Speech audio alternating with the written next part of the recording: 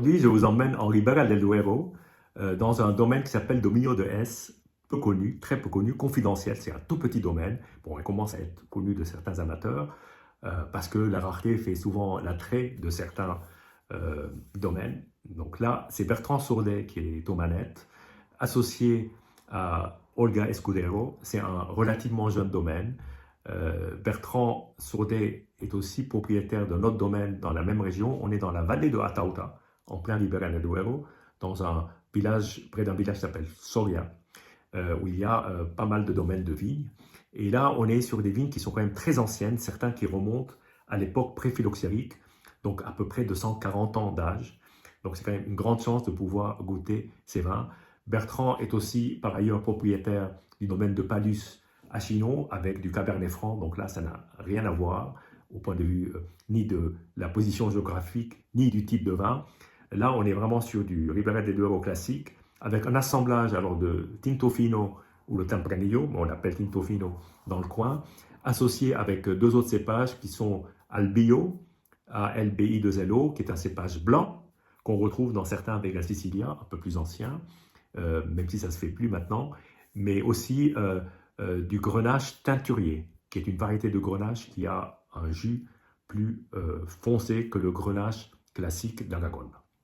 Donc, sur ces parcelles, il y a 4 cuvées, une cuvée un peu plus large, je dirais. Toutes les autres, c'est 1 millier de bouteilles. Donc, on est sur 3 pièces bourguignonnes, un grand maximum.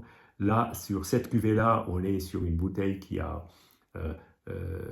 numérotée. C'est le numéro 769 sur 961 bouteilles, quelques magnums et quelques rares Jéroboam.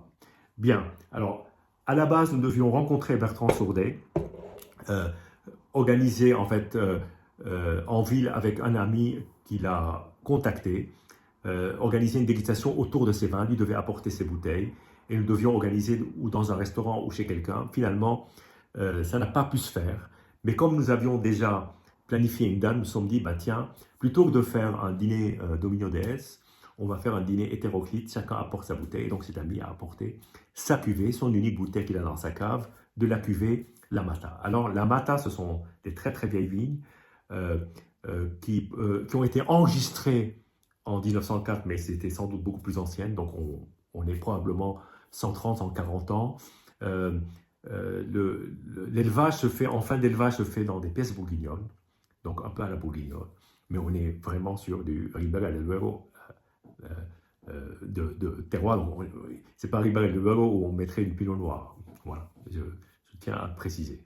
Donc nous l'avons dégusté pas mal d'amis. Là, je le redéguste avec vous. Alors la couleur, bon, c'est un vin qui a une couleur quand même assez sombre, mais qui paraît quand même très jeune pour un vin qui a déjà 5 ans. Moi, je trouve très très peu évolué, mais bon, c'est plutôt bon signe. Alors au nez, on trouve, il y a, moi j'aurais pas immédiatement, j'aurais pas mis à Ribera del Duero, quand je le sens comme ça. Si quand même je retrouve certains marqueurs du Tempranillo, c'est ce côté cassis un peu violette qui ressort, et puis cette belle maturité de fruits. Alors c'est un vin qui, sur le millésime 2020, d'après Bertrand Sourdet, est une année idéale. En tout cas, il a accompli ce qu'il voulait faire, encore plus que les millésimes précédents. Le premier millésime de cette cuvée est de 2016, donc on est à la 5e cuvée, mais pour lui, quand il a commencé à vinifier, quand il a fait la vendange puis commencé à vinifier, il s'est dit, voilà, j'ai trouvé le point ultime pour réaliser mes vins. Donc ça c'est en tout cas ce que dit le vigneron. Alors maintenant, à nous d'apprécier le travail qui a été fait. Donc on est effectivement sur un côté floral, mais floral, cette fleur un peu amère qui peut faire penser à la violette.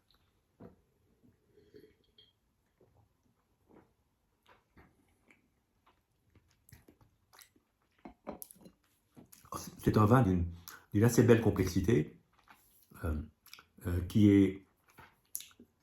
en tout cas qui donne cette sensation de raisin assez mûr, mais avec des tanins extrêmement fins, très poudrés, très très poudrés, et puis des petites notes comme ça qui ressortent, des notes de fruits, des notes aromatiques de cerises, de framboises, de cerises un peu kirsch, de framboises un peu fraîches.